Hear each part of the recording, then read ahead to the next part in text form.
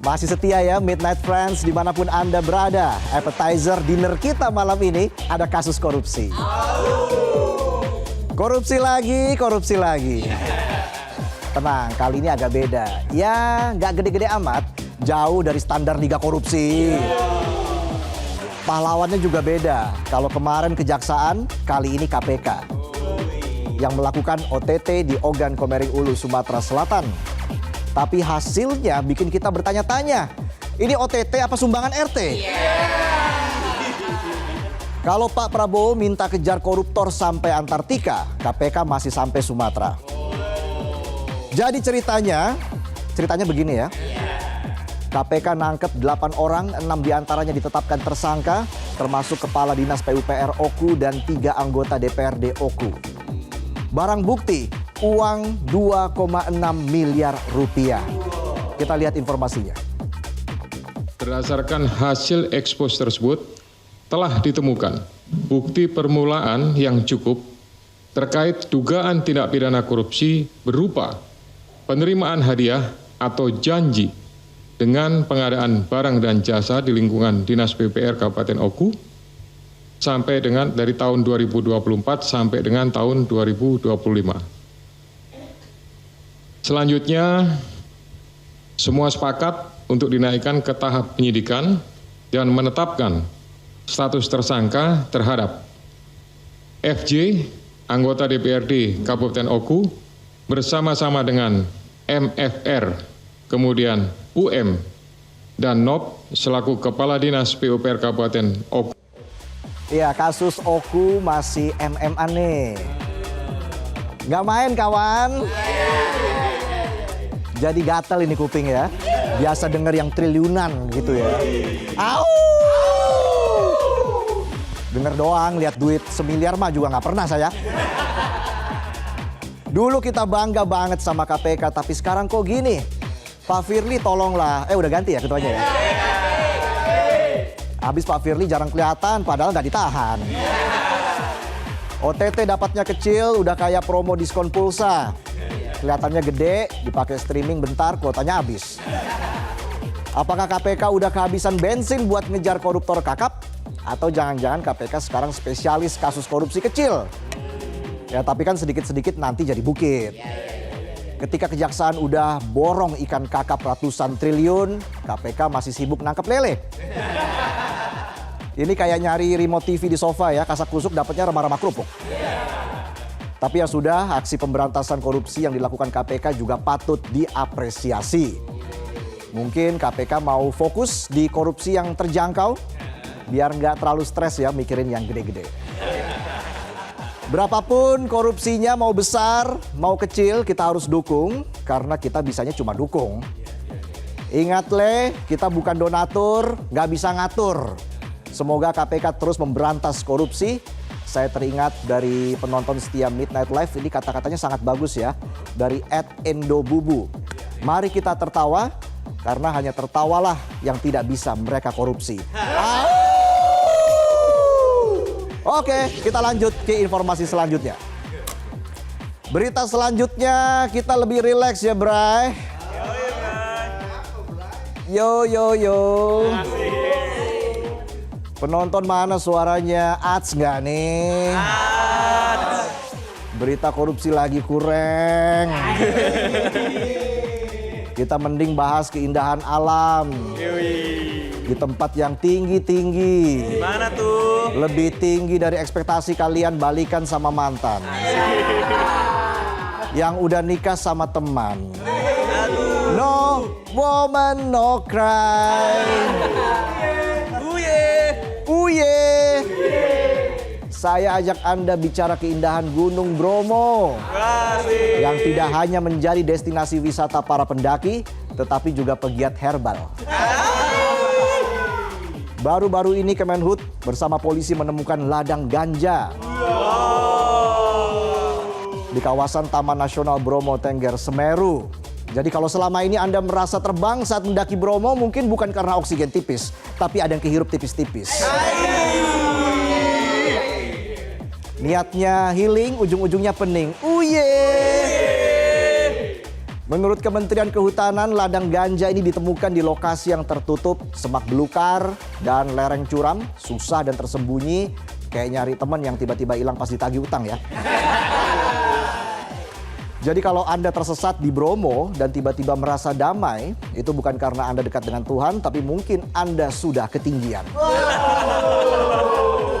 Rakap terus, ats nggak nih? Uye. Kerja keras tim gabungan Kemenhub dan kepolisian menemukan 59 titik ladang ganja. Banyak ya? Kalah jumlah kementerian 48, Bos. Temuan ladang ganja ini juga disorot anggota Komisi 4 DPR RI Daniel Johan, menyatakan pihaknya akan segera memanggil Menteri Kehutanan Raja Juli Antoni untuk mendalami temuan ladang ganja di Taman Nasional Bromo Tengger, Semeru. Kita lihat informasinya. Dari ladang ganja ini kan di tengah-tengah Taman Nasional, ya, yang seharusnya dalam kendali pemerintah, dalam kendali Kementerian Kehutanan. Ya. Nah, kita akan segera meminta penjelasan dari pihak Kementerian Kehutanan yang memang bertanggung jawab terhadap pengelolaan Taman Nasional. Nah, kita minta pihak berwenang ya, kepolisian juga mengusut dengan tuntas dan menjelaskan secara clear ke masyarakat. Ya, tapi tunggu dulu, ada isu yang bikin kepala makin pening, yaitu pelarangan penggunaan drone di kawasan Bromo dikaitkan dengan penemuan ladang ini. Mungkin takut ya drone-nya melayang ketinggian nggak bisa turun. Uye! Tapi Menteri Kehutanan langsung bantah drone itu justru membantu menemukan ganjanya.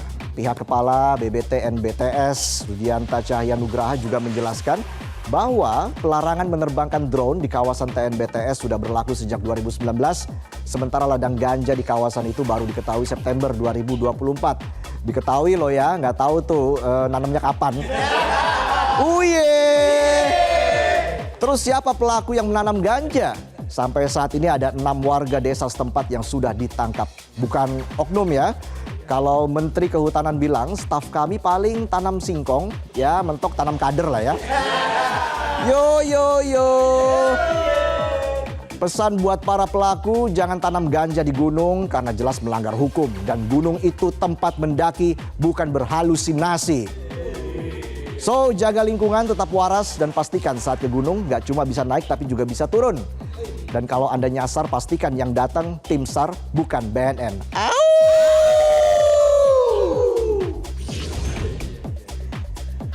Dari Bromo, kita cus ke Sydney. Dari tempat yang tinggi, menuju laga dengan ekspektasi tinggi. Realitanya ya, sabar lagi. Kalau kata almarhum Benyamin Sueb, latihan mulu, menangnya kagak. Sore tadi semua mata menyorot laga timnas Indonesia melawan Australia yang digelar di Stadion Allianz Sydney. Pertandingan yang juga menjadi debut pelatih anyar Patrick Kluivert awalnya diharapkan bisa membawa angin segar, hasilnya malah dihajar. Cita-cita boleh tinggi, asal jangan ketinggian, nyangkut nanti. Timnas Indonesia dengan line up hampir semuanya pemain naturalisasi diharapkan bisa menang, tapi hasilnya justru digilas tim Australia dengan skor 5-1. Sadis. Ini timnas Indonesia apa timnas Belanda Cita Rasa Nusantara ya? Gak bosan apa dijajah dulu? Meski di menit-menit awal seolah ada harapan dengan diberinya kesempatan penalti, tapi sayang sekali pemirsa, tendangan Kevin Dix melebar dan membentur tiang gawang pemirsa. Kayak sayangku padamu yang kepentok ekspektasi bapakmu. Penalti gagal, timnas seolah kena mental. Berharap cetak gol, gawang sendiri malah 3 kali jebol. Skor 3-0 untuk Australia bertahan hingga turun minum. Bobol 3-0, netizen Indonesia langsung nongol dengan tagar Kluivert out dan rindu STY. Mungkin dalam hati Pak STY bilang, enak zamanku toh? Ya wajar, netizen kecewa, katanya pemain naturalisasi untuk memperbaiki prestasi. Ibarat beli Ferrari tapi bensinnya subsidi. Padahal sempat diberitakan bahwa Pak Patrick Kluivert ini muter-muter Indonesia cari pemain domestik terbaik. Tapi faktanya pemain klub Persib yang digadang-gadang jadi juara Liga 1 malah nggak ada yang dibawa ke skuad timnas. Ini Patrick Kluivert muter-muter cari pemain atau cari nasi padang ya? Apa gunanya liga dalam negeri kalau timnas didominasi pemain impor luar negeri? Ya, meski kalah lawan Australia, kita sebagai warga Indonesia tetap harus optimis. Gagal menang gak masalah ya, asal kalahnya tipis-tipis.